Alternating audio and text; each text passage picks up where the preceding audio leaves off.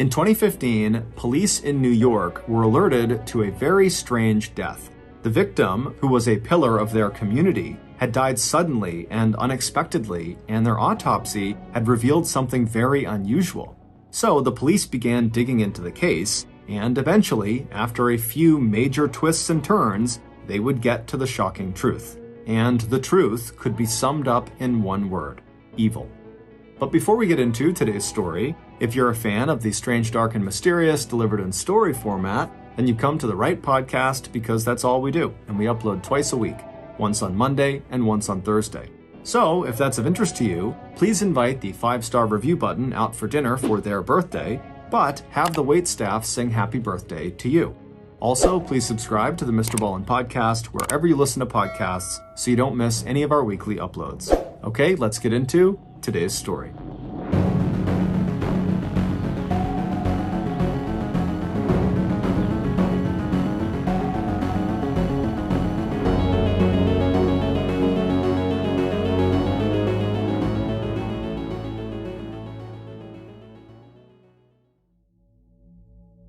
It was late afternoon on Saturday, July 18th, 2015, and Mary Yoder was out in her garden doing some weeding and replanting.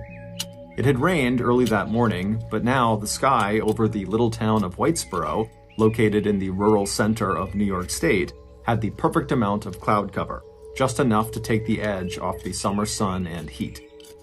Mary smiled as she sat back on her heels and hooked her shoulder-length blonde hair behind her ears. Mary had just turned 60 4 months ago, but with her strong arms and slim, athletic build, she looked and felt much younger.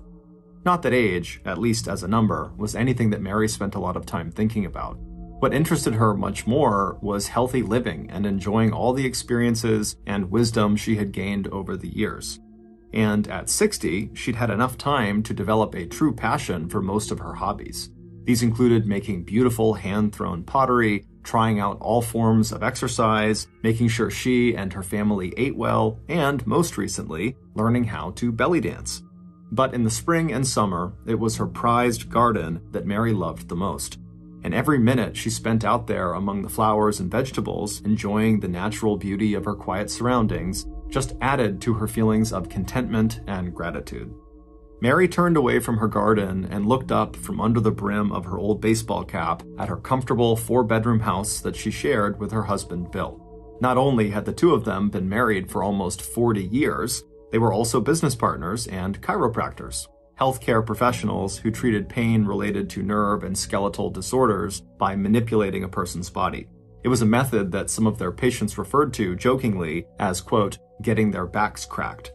Mary and Bill had established their practice, Family Chiropractic Care, back in 1987, just 2 years after they both had graduated from Life University in Georgia with their Doctor of Chiropractic degrees.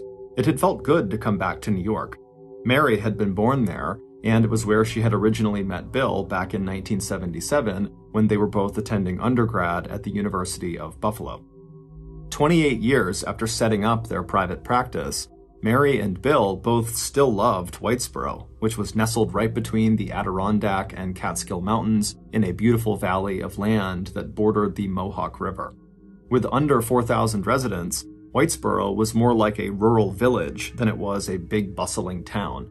Many of the homes, the Yoders included, were spread out and surrounded by huge lawns and fields. Even so, the people there knew each other, and everybody seemed to know Mary. Whether she was treating patients at Family Chiropractic, located just 15 minutes away from her home, or riding her bike, working in her garden, or shopping at the local health food store and farmer's market, Mary just gave off this aura of warmth and kindness that instantly drew people to her. And when Mary smiled and spoke to you, no matter how short the conversation was, you felt like you had all of her attention and energy. But Mary and Bill's quiet, predictable, nice little life in Whitesboro was about to change. In a couple of months, on September 5th, the couple was going on the longest vacation of their married lives, a month-long cruise and European tour that they had spent all of June planning together. And even though Mary and Bill hadn't said it to each other in so many words, they both knew that this long absence from work was another step towards their full-blown retirement. Bill was almost 70 years old, and starting a few months ago, the two of them had begun scaling back their work hours. Bill now worked only 2 half-days a week at the office, while Mary worked 2 full days. And instead of being open Monday through Friday, 8:30 a.m. to 5 p.m., the office was now closed on Tuesdays and Thursdays. But as Mary turned back around and knelt down beside her garden again, she secretly thought to herself that she was probably slightly less interested in retirement now than Bill was. Being 10 years younger than him, she felt like she still had quite a bit of energy left. But as she thought about this, she also remembered that even when they chose to retire, even if it was tomorrow, they wouldn't get to actually retire right away. They would need to stay on for quite a while to train the next person who was going to come in and take over their practice. So it wasn't like this retirement was going to be an immediate shift. Plus, she could keep doing her outreach work as long as she wanted to, maybe even beyond their retirement, since it didn't really involve Bill. Mary's outreach work were her regular visits to nearby Amish settlements to provide chiropractic care for them. The Amish are part of a conservative religious sect that relies on farming to support and feed themselves. The Amish are known to live a very simple life with almost no modern technology, and so a lifestyle that relies so much on physical labor often leads to aches and pains, and so the non-medical treatments that Mary could offer them were met with gratitude, along with gifts of homemade pies and jams that Mary often counted as partial payment for her services. And while this willingness to work for food endeared Mary to the Amish, that kind of bookkeeping had not exactly made her and her husband rich. But once she and Bill actually sold their practice, they would finally have both the money and the time to travel, relax, pursue their own individual interests, and spend more time with their 3 adult children and their 4 wonderful grandchildren. As Mary finally stood up from her garden and stripped off her battered and dirty work gloves, she turned and looked again at the family home. And suddenly she found herself thinking of Adam. Adam had been the last of the Yoder kids to finally move out of the house. Thinking about her 24-year-old son, the baby of the family and younger than his sisters by more than 10 years, made Mary worry. Ever since graduating from high school, Adam had stumbled in life a lot more than his 2 older sisters had. He also struggled with bouts of depression and anxiety. Even now that Adam was out of the house and living on his own, it was obvious to Mary and Bill that he didn't really know what he wanted to do with his life quite yet. He was enrolled in college, but previously, when he had been in college, he had dropped out. In fact, Adam had enrolled and dropped out of college on more than one occasion. But for now anyways, he was in school, and so Mary and Bill were hopeful that he would just continue and he would graduate, and then he would fall into a career that he hopefully enjoyed. But the idea of Adam working a serious job long-term truthfully didn't really compute. The only steady job Adam had ever held was his part and full-time jobs as office manager and receptionist at the family chiropractic offices. But Mary was hopeful for her son. He might be struggling now, but he was a wonderful young man with good intentions. For example, even though he no longer worked at the family chiropractic office because he was now focusing on school, he still made regular visits there just so he could say hello to his parents and give his mom a quick hug. He also made sure, before he stopped working at the office to focus on school, that he found his parents a replacement to work in the office. And the person he recruited was his lovely longtime girlfriend, Katie Conley. Mary and Bill initially had some reservations about this. Not about Katie, she was lovely, but about the fact that if they hired her and then she and Adam broke up, what would Katie do? Would she quit? Would she stay on? And if so, wouldn't that be really uncomfortable? And considering that Adam and Katie were one of those couples that were always on again, off again, this seemed like a pretty valid concern. But ultimately, Mary and Bill hired Katie, and pretty much right away, they knew it had been the right choice. Katie had that office humming so smoothly now that Mary couldn't even imagine the practice operating without her. Mary flexed her back and then looked up at the mountains off in the distance. Then, as she tried to push her concern for Adam out of her mind, she began walking toward the back door of the house. When she reached it, she opened it up and stepped inside, and instantly she heard Bill in the kitchen already getting a start on making dinner for the 2 of them. Before closing the door behind her, Mary took one last look back at her prized garden. The last of the clouds had cleared away, and so everything sparkled in the early evening sunlight. It was at moments like this, Mary thought, that life really did seem almost too good to be true. 2 days later, on Monday, July 20th, 2015, Mary and Bill both woke at their usual time, around 6:30 a.m. After chatting for a few minutes and making the bed together, Bill headed into their exercise room to do a short workout before he made himself breakfast and got a start on the day's activities. It was his day off, and he planned to do a little reading and tackle a few household projects on a to-do list that never seemed to actually get any shorter. As he started his exercise routine, he could hear his wife's footsteps hurrying from room to room as she got ready for a long day at work.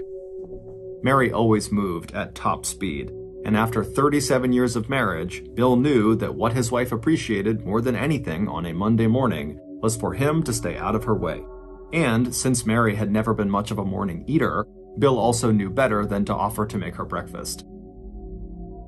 When they kissed each other goodbye at 7:45 a.m. that morning, Bill was struck, as usual, by his wife's vitality and her warmth. It was Monday, the start of a busy day, and Mary practically glowed with good health and energy. A minute later, she had left the house and hopped into her car. She gave Bill one more wave before backing out onto King Road and heading west toward the offices of Family Chiropractic Care. 15 minutes later, Mary had arrived at the plain white medical building with its flat roof and box-like exterior. After pulling her car into the parking space right next to Katie's, Mary hopped out, and just a minute later, she was walking through the door of the front office. Katie looked up from her computer screen, and the two women exchanged quick smiles, and Katie held up a list of that day's appointments. This was Katie's way of telling her boss that no one had canceled, and they had a full slate of patients. And sure enough, minutes after Mary's arrival, Family Chiropractic Care was buzzing with activity and people. There were the usual packages and deliveries, along with back-to-back appointments, but that was just part of it. Mary was as much a friend as she was a doctor, and so it wasn't unusual for clients to drop by in person to schedule their appointments or just to say hello. And it wasn't just the front office that was busy. Mary also ran a side business out of the back office where she sold a line of organic nutritional supplements that included her favorite, the protein powder that she herself often mixed with almond milk and used as a meal substitute or pick-me-up. By the time 12:30 in the afternoon rolled around, Mary was ready for a break. Although it would have to be a very short break, since Mary also planned to use the lunch hour to go visit her 92-year-old mother who lived in nearby Utica. Telling Katie she'd be back by 1:30 p.m., Mary ducked into the back room where she used the office blender to mix up a quick protein shake for her lunch before making the 10-minute drive to her mother's house. About an hour later, just minutes before 1:30 p.m., Mary and Katie were both back in the office and opening the door to the first patient of the afternoon. As always, it was like turning on a faucet.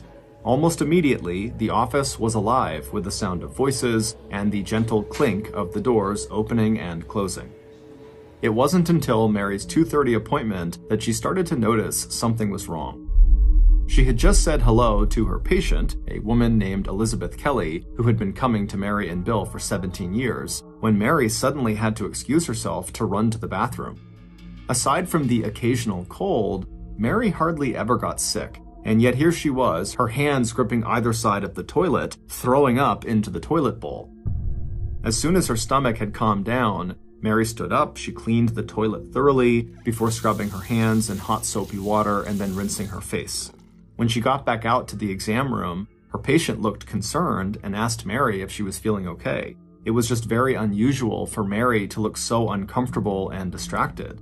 But Mary smiled at Elizabeth and gently shook her head and said it was nothing that a hot cup of ginger or peppermint tea couldn't cure. But by late afternoon, Mary was feeling even worse, and just the thought of herbal tea, even one that was supposed to soothe digestive disorders, was enough to send Mary right back into the bathroom.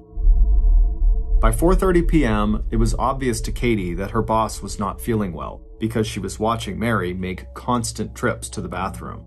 But the 22-year-old office manager didn't want to embarrass Mary, so she kept her mouth shut. When 5:30 p.m. rolled around and it was time for Katie to leave for the day, Mary was still finishing up with her last patients.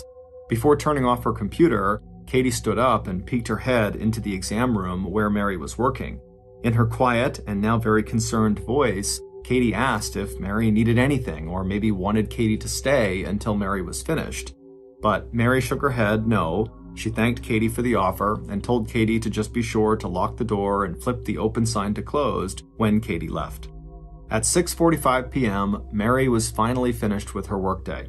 When she called her husband Bill to tell him she was heading home, she also told him that she must have picked up some sort of gastrointestinal virus and couldn't keep anything down, so don't worry about making any dinner for her.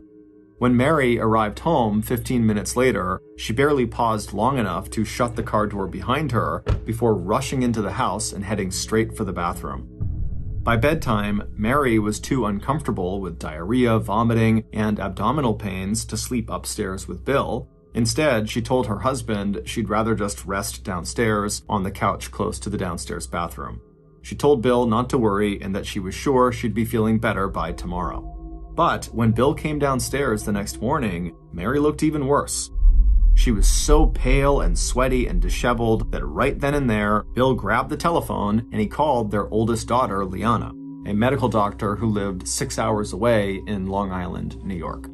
When Bill described the situation to Liana, she told her father to get Mary to the hospital emergency room as soon as possible.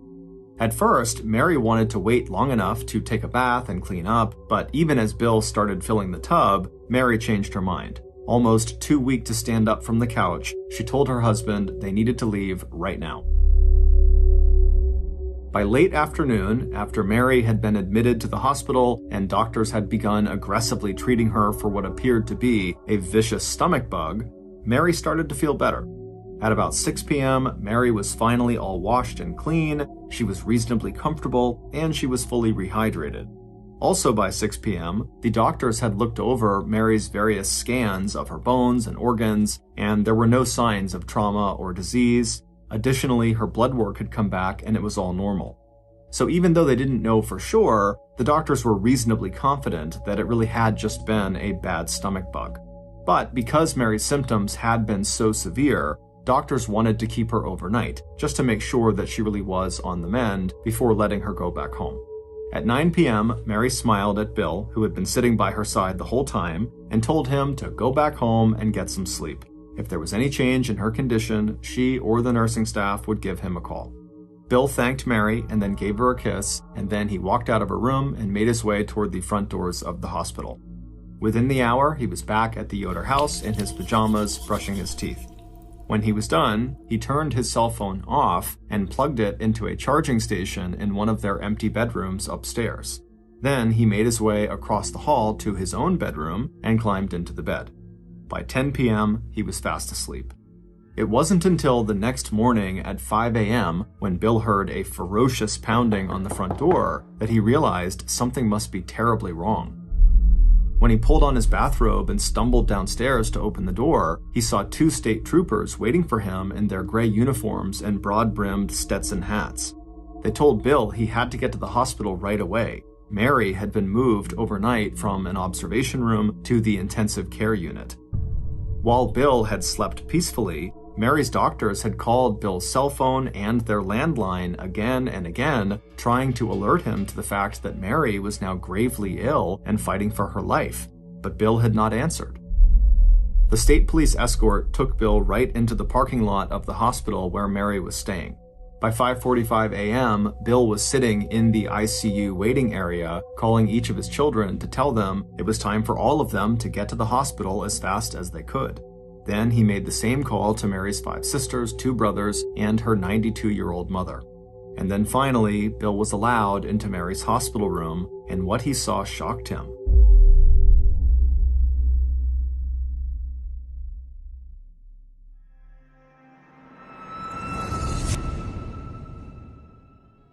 For all you fans of the strange, dark, and mysterious delivered in story format, boy do I have a really cool story for you to listen to.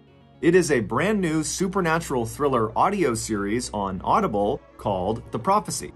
As earthquakes, floods, and fires ravage the world, Dr. Virginia Edwards believes these are signs of something even bigger. Can she convince the top special agent from a secretive government program before it's too late? Follow the signs and binge the entire series just like I did last week. Listen to the new supernatural audio thriller The Prophecy on Audible. starring an epic ensemble cast: Kerry Washington, Daniel Day Kim, David Oyelowo, Asa Butterfield, and Lawrence Fishburne. Listen on Audible now. Go to audible.com/prophecy. #ProphecyXAudible.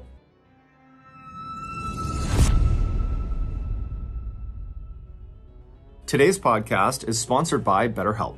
Everyone has rough patches in life. It's part of life. But having the option to talk about what we're going through is a great way to begin to deal with those rough patches. When I get really stressed out, which happens a fair amount, it makes such a big difference just letting it all out. It always feels like a huge weight has been lifted off of me. And with BetterHelp, I'm able to do that whenever I need to.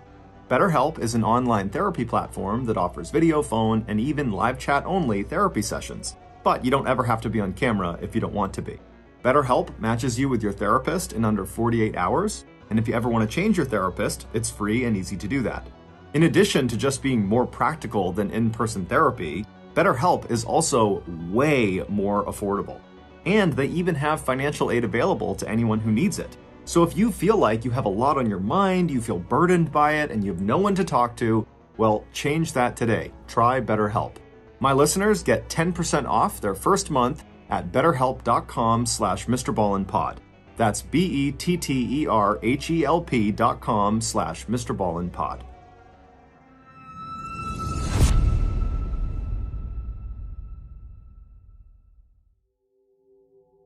Mary, her blue eyes full of pain and terror as she looked desperately into her husband's face, was now on life support. The only reason she was still alive was because doctors had been using electrical shocks to restart her heart each time it started to fail. Surrounded by her family, Mary held her husband's hand and closed her eyes. By 2:54 that afternoon of July 22, 2015, Mary Yoder, one of the healthiest people her family had ever known, was dead. Her heart had simply stopped beating. Immediately after Mary's death, the Yoder family requested an autopsy to find out how a gastrointestinal virus or infection could have killed an otherwise exceptionally healthy 60-year-old woman. That autopsy would be performed the very next day on the morning of July 23rd, but instead of getting any answers, the initial autopsy results were inconclusive. So even after releasing Mary's body for cremation, the medical examiner's office continued to run tests on the blood and tissue samples they had collected from Mary's body. 2 days after the autopsy, on July 25th, Bill and his children invited family members and friends to join them in front of Mary's beloved gardens for a celebration of her life. It was Mary's favorite time of the year, and all of her flowers were in full bloom. Afterward, Mary and Bill's daughter, Liana, did her best to pull the shattered Yoder family back together. Liana was most like Mary in terms of temperament and her practical, hands-on approach to life and fixing problems. She encouraged her father to get in touch with their Aunt Kathleen, Mary's older sister, who had also recently lost her spouse of many years. And Liana also encouraged her father and her brother, Adam, to go take a trip together to the West Coast, just a couple of weeks so they could rest and hopefully begin to heal. But the first order of business, as far as Liana was concerned, was just to get her father and siblings out of Whitesboro. The calls and visits and gifts of food from friends and patients were well meant, but especially for Bill and for Katie, who had spent hours and even days at the office on the phone canceling appointments, it was just overwhelming. So Liana invited everyone to come back to her home in Long Island for a little getaway and a much-needed change of scenery. The effort involved in doing anything seemed almost too much for Bill, but eventually he agreed. And even though Katie and Adam seemed to be in one of their relationship off cycles, Adam urged Katie to join them in Long Island too. In the weeks that followed, the Yoder family began the long process of healing. After the initial shock and disbelief over their mother's sudden and unexpected death, they had begun to accept the idea that Mary had just died of complications from a gastrointestinal infection, and they thought less and less about what the full autopsy report, which had not been released yet, might actually tell them. So, when Bill got a call on September 17th, 2015, almost 3 months after Mary's death, he was totally unprepared for what the doctors had to tell him. According to the full autopsy, Mary Yoder had not died of a gastrointestinal virus or infection. In fact, Mary Yoder had not died of any natural causes. Mary Yoder had been poisoned with a toxin called colchicine, the same drug found in a common prescription medication that is used to treat a painful form of arthritis called gout. In tiny and controlled amounts, colchicine helps reduce inflammation that causes pain. But in the lethal amount found in Mary's organs and blood, colchicine causes such profound damage to cells that the body's response is literally to order those cells to die. At first, Bill and his children were just as confused as they were alarmed by this revelation. The doctors had avoided using words like foul play or homicide. Instead, they told the family that the medical examiner's office was still evaluating the test results and considering its next steps. But less than 1 month later, on October 15th, when still no more word had come from Mary's autopsy, and so the family was left to just speculate on what might have happened to Mary, Mary's younger sister, Sharon Mills, who was convinced this was no accident, decided to just call the Oneida County Sheriff's Department and tell them as much. Oneida County was the department that served Whitesboro. And by the time Detective Van Namey had finally gotten off the phone with Sharon, he found himself agreeing that Mary's death did seem very suspicious. And so after Detective Van Namey spoke to his superiors, and they went over the autopsy report themselves, the Oneida County Sheriff's Office decided to open an investigation into Mary's death. Right from the start, Detective Van Namey knew he faced two huge challenges.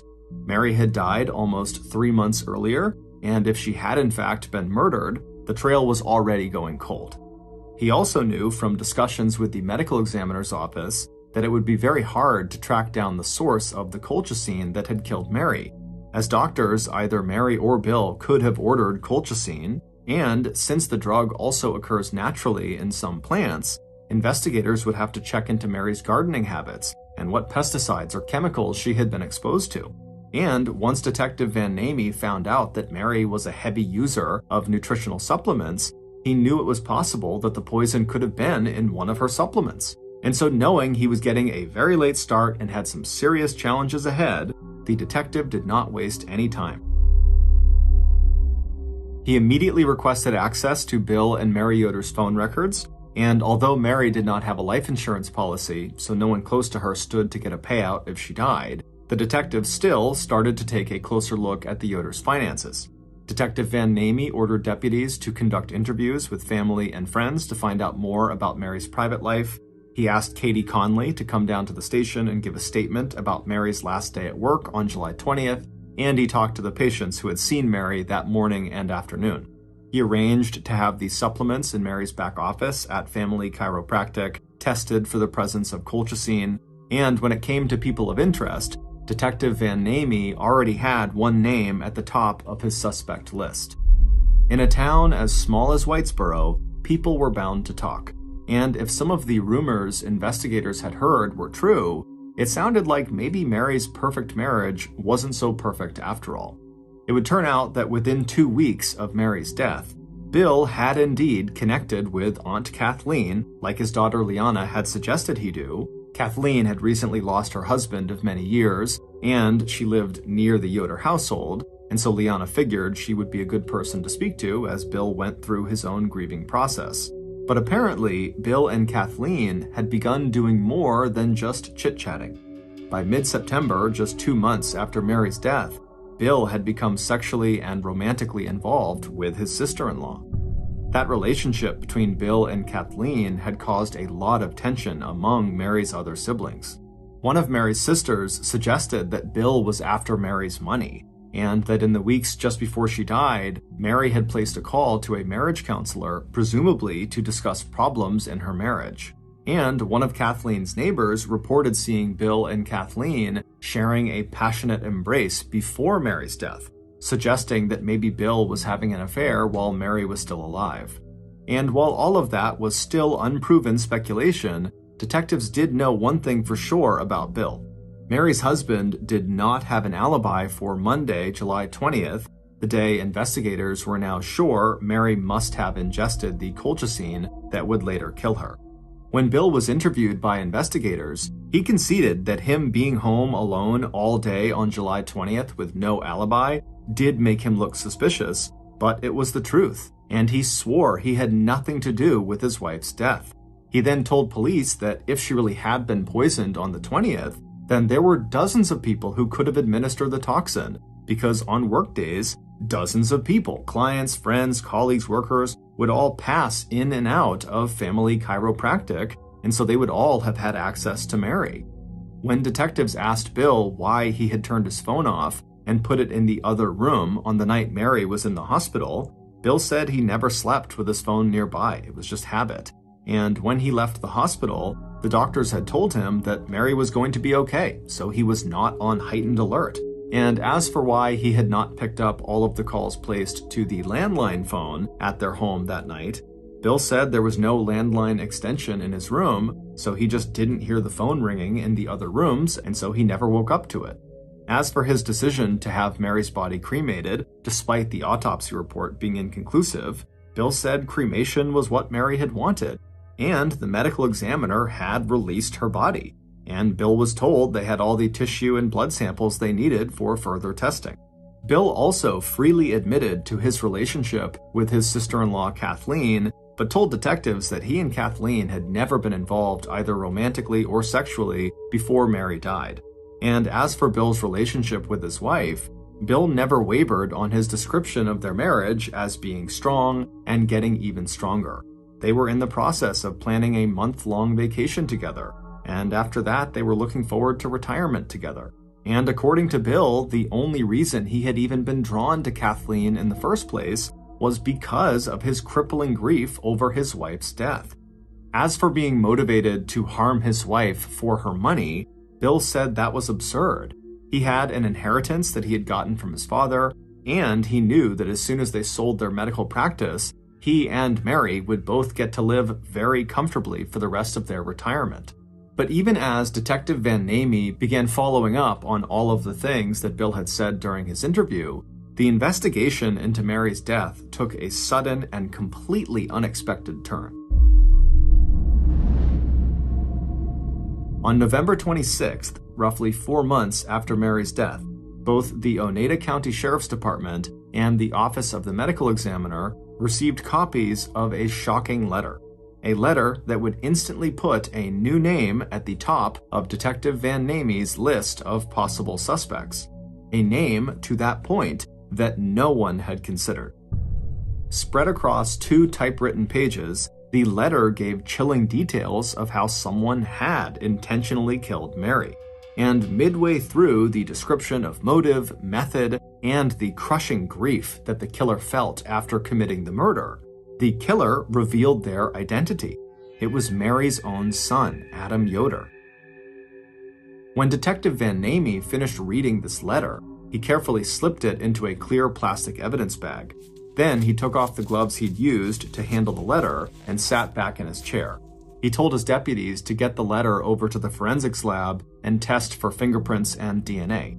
Any and everything that would help them confirm the identity of the writer and the authenticity of the letter. After tasking his forensic team, Detective Van Namey began digging into Adam's background, and it didn't take long to uncover some troubling information. Back in July 2014, a year before his mother died, Adam had been accused of rape. The charge was later dropped at the victim's request, and legally it had no bearing or place in the current investigation, but if it was true, the event that was described in the victim's statement painted the picture of someone who was definitely capable of violence and brutality. It also described a person who was jealous and needy and who struck out at people close to him. There were other red flags in Adam's background as well. There was Adam's checkered employment history. There was a civil lawsuit filed by one of his landlords that sued Adam for significant damages to an apartment Adam rented. There was Adam's intense on-again, off-again relationship with Katie. There were reports that Adam suffered from depression and anxiety, and there was Adam's financial dependence on his parents. And even though Adam did have an alibi for July 20th, the day that Mary was poisoned, it didn't actually mean that Adam could not have committed the crime. police already knew that starting on July 15th, Adam had been in Long Island visiting his sister Liana, and he had only left Long Island at about 8 p.m. on the night of July 21st after getting the news from his father that his mother was sick and in the hospital. But according to the confession in the letter that the police received, Adam had put the colchicine into the nutritional supplements that his mother took like clockwork every day, meaning it didn't matter if Adam was not physically near his mother on the 20th. He could have put the poison into one of her many supplement powders before he left for Long Island on the 15th, and then it was just a matter of time before she actually consumed it. Finally, in December, after a meeting with all the investigators involved in the Mary Yoder case, Detective Van Namey was ready. He picked up the phone and he dialed Adam's number. Shortly after receiving the request from Detective Van Namey to come into the station for a formal interview, Adam left his apartment in Frankfort, New York, and made the 30-minute drive north to the Oneida County Sheriff's Department. At about 10:30 a.m., Adam made his way inside the brick building that housed the Sheriff's Department, where he was immediately escorted to an interrogation room. Adam did not look good. He shifted in his chair, his hand drifting to the pocket in his pants where he kept his pack of cigarettes. He'd lost weight and he seemed pale and nervous. When Detective Van Namey had called Adam earlier that morning and asked him to come to the station, he didn't mention the letter police had received 12 days earlier with Adam's confession in it. The detective had told him this interview was just routine, that earlier that week the police had also taken formal in-person statements from Adam's two sisters. And now that Adam was sitting nervously right in front of Detective Van Namey, the detective decided that instead of just confronting Adam with the information in the letter, he'd start by repeating the routine questions that investigators had asked him informally earlier in the investigation. Questions about Adam's alibi, Adam's last recent contacts with his mother, and when Adam had last been inside of family chiropractic care. As Adam appeared to relax a little bit and answered these questions the same way he had before, Detective Van Namey decided it was time to start throwing in some specific information from the letter, like the whereabouts of the poison that had been used to kill Mary. And so after Adam had answered the last of the easy questions, Detective Van Namey leaned forward and asked Adam if he would give police permission to, right now, go outside and search under the front passenger seat of his Jeep Wrangler. Instantly, Adam's whole demeanor changed. He stiffened and looked up sharply at Detective Van Namey. Then, breaking the tense silence, Adam said he really needed to speak to a lawyer. Detective Van Namey offered to get one of the court's public defenders on the phone, and a little while later, detectives left the room, so Adam's phone conversation with the attorney was private. A few minutes later, Adam hung up the phone, and the police officers came back into the interrogation room. Adam sat slouched in his chair, his elbows on the table and his head in his hands. Then, as if coming to a very hard decision, Adam reached out slowly and pulled the search and seizure agreement on the table towards him, and he signed his name. By mid-afternoon, Adam was standing in an empty parking lot outside of the Oneida County Sheriff's Department jail, watching as gloved police officers opened the front passenger side of his 1991 black Jeep Wrangler. Nervous, Adam pulled out his pack of cigarettes and lighter. He stuck one cigarette into the corner of his mouth, he lit it, and he started to smoke. A few minutes later, one of the officers who was conducting the search suddenly stepped back out of the Jeep. In his hand was now a cardboard sleeve, and nestled inside of that sleeve was a brown glass bottle, along with a crumpled up piece of paper. The glass bottle contained the deadly toxin colchicine, and the crumpled up paper was a receipt for the colchicine. The bottle of toxin had been ordered online from a company called Art Chemical by a customer named Adam Yoder, who had told them he needed the toxin to conduct a scientific experiment. However, as much as this evidence seemed to very clearly put an end to the mystery of who killed Mary Yoder, it would turn out this discovery in Adam's car was only the beginning of a much bigger and more twisted story. It would take investigators another 6 months, but they would finally uncover all the details. Here is a reconstruction of how and why Mary Yoder was murdered. Back on December 22, 2014, roughly 7 months before Mary's death, Her killer walked into a New York supermarket and used cash to buy a prepaid credit card worth $150.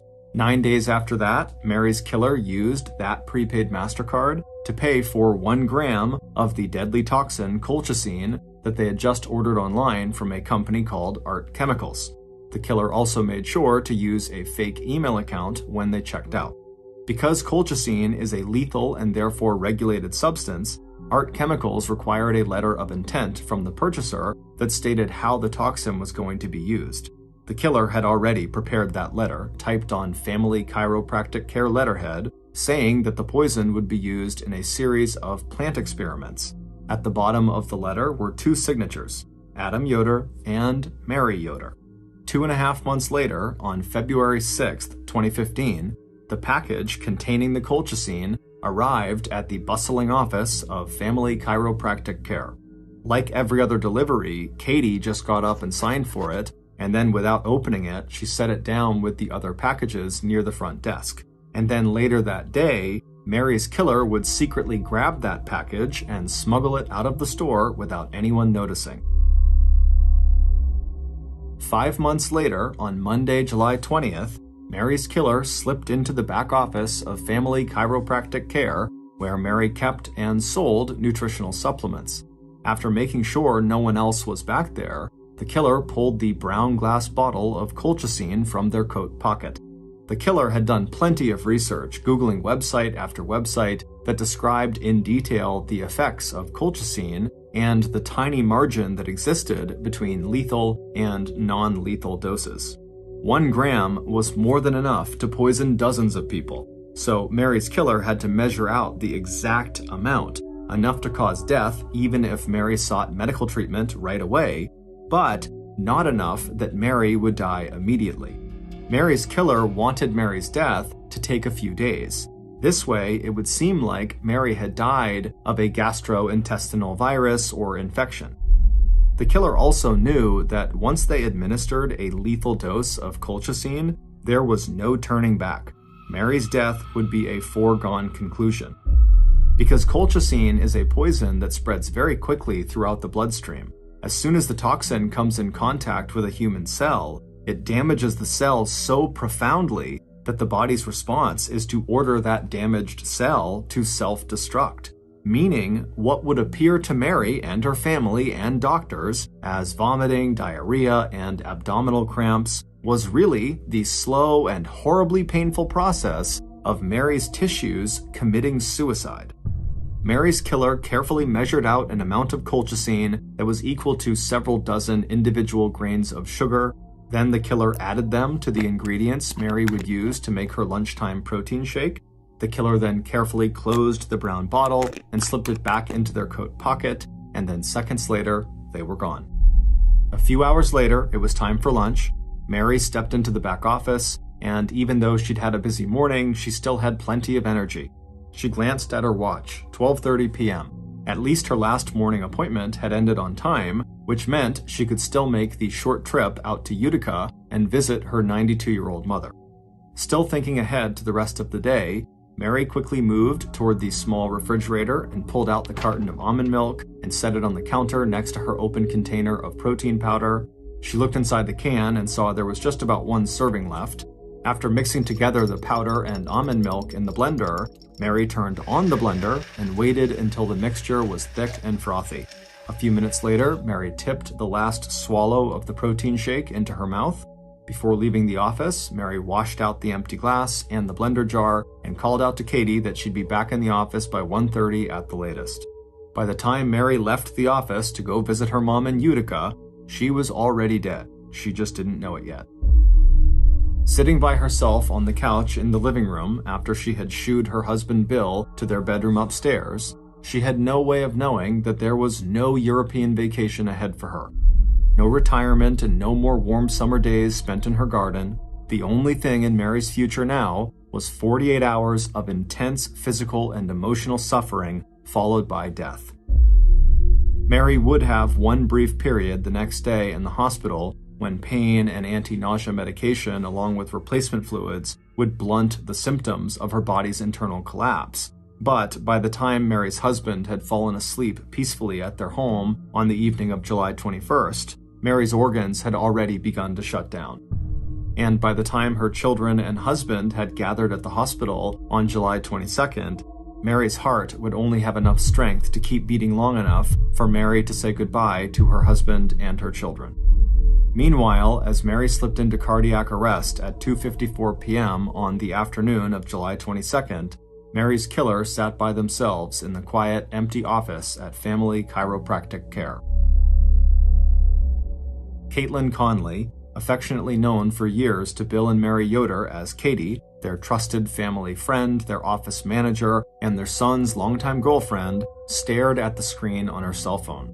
She was waiting eagerly for news from the hospital, and with a thrill of dark satisfaction, Katie imagined the grief and pain that Adam must be feeling as he watched his mother die.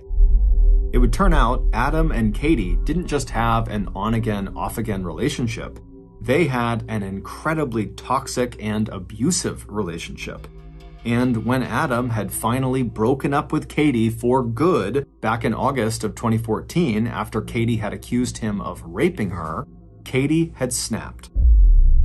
There had been plenty of other times over the course of their 4-year-long relationship where she had manipulated Adam into getting back together with her after they'd broken up. A faked pregnancy and miscarriage, taking him to court over a loan she had made to him that he had not paid back, the threat she might commit suicide. But after that charge of rape that she had filed against Adam back in July of 2014, she knew deep down that even if they did get back together, it wouldn't be for long. Katie had withdrawn the charge, but Adam had been shocked and deeply shaken by what he said was a totally false allegation. And so by August 2014, Adam had decided that the only way to protect himself was to stay away from Katie Conley.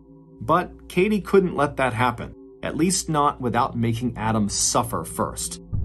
So, beginning back in early 2015, shortly after their official breakup, Katie started laying her plan for revenge.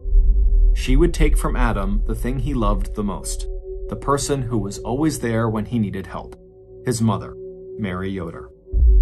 And Katie would be so clever about how she planned this murder that instead of anyone suspecting her, she would make it look like Adam was the killer. She had set up a fake email account under his name and used it to buy the colchicine. She had also paid for the poison with a prepaid card she'd registered in Adam's name, and she'd signed Adam's name to that letter of intent that was sent to the colchicine distributor, Art Chemicals, saying how the poison was going to be used in a science experiment. As for conducting the actual murder, that was too easy. Katie just signed for the toxin at work, and no one noticed because she signed for all the packages. Then she took it home with her for safekeeping until July 20th, at which point she just walked into the back office, and when no one was looking, she pulled it out and she spiked Mary's protein shake ingredients. And then, following Mary's death, Katie would plant the bottle containing the toxin under the front seat of Adam's car, and then in the anonymous letter that Katie would write and send to police, she would not only tell them to look in Adam's car for the toxin, but she would also tell them that Adam was the killer, that he had confessed to her about killing his mother because apparently his mom had not been giving him the attention he needed and deserved, that he felt like she had abandoned him, and so he had snapped. But in reality, when Detective Van Namey got that letter, he didn't believe what it said. It just seemed too convenient, like whoever had written it and sent it in was probably just trying to frame Adam. And so right after getting this letter, Detective Van Namey had turned to Katie to learn more about Adam to see who might want to frame him. And not only did Katie seem to go out of her way to paint Adam in a very negative light, she also confessed that she was the one who wrote the letter. She insisted that Adam had admitted his guilt to her, and so she had written the letter because she was afraid that if Adam didn't get arrested right away, he might hurt her, Katie, like he had hurt her when he tried to rape her. When Adam arrived at the police station for that interview on December 8th, 2015, it just didn't make any sense to investigators that if Adam was the murderer, why would he agree to a search of his car that he knew would turn up that bottle of colchicine? And when they tested that bottle for DNA and fingerprints, the only match they got was for Katie, not Adam. On June 13th, 2016, Caitlin Conley was arrested and charged with planning and carrying out the murder of Mary Yoder. If she was convicted, she would have faced life in prison. But on May 18th, 2017, after a jury could not reach a unanimous verdict, the judge declared a mistrial. It wouldn't be until the end of a second trial in January of 2018 for the lesser charge of manslaughter, which is committing an unintentional killing, that Katie would be found guilty and sentenced to 23 years in prison. Thank you for listening to the MrBallen podcast. If you got something out of this episode and you haven't done this already, please invite the 5-star review button out for dinner for their birthday, but have the waitstaff sing happy birthday to you. Also, please subscribe to the MrBallen podcast on YouTube, Spotify, Apple Podcasts, Amazon, Google, and anywhere else you get your podcasts. This podcast airs every Monday and Thursday morning, but in the meantime, you can always watch one of the hundreds of stories we have posted on our YouTube main channel, which is just called MrBallen. We now have a registered 501c3 charitable organization called the MrBallen Foundation that makes it as easy as possible for you to join me, my family, and my team in supporting those whose lives have been most impacted by violent and heinous crimes. Monthly donors to the MrBallen Foundation Honor Them Society will receive free gifts and exclusive invites to special live events. But the real reward is helping to create a new ending to the story for victims of violent crime. Go to MrBallen.Foundation and click Get Involved to join the Honor Them Society today. If you want to get in touch with me, please follow me on any major social media platform and then send me a direct message. My username is just @MrBallen, and I really do read the majority of my DMs. Lastly, we have some really cool merchandise, so head on over to shopmrballen.com to have a look. So that's going to do it. I really appreciate your support. Until next time, see ya.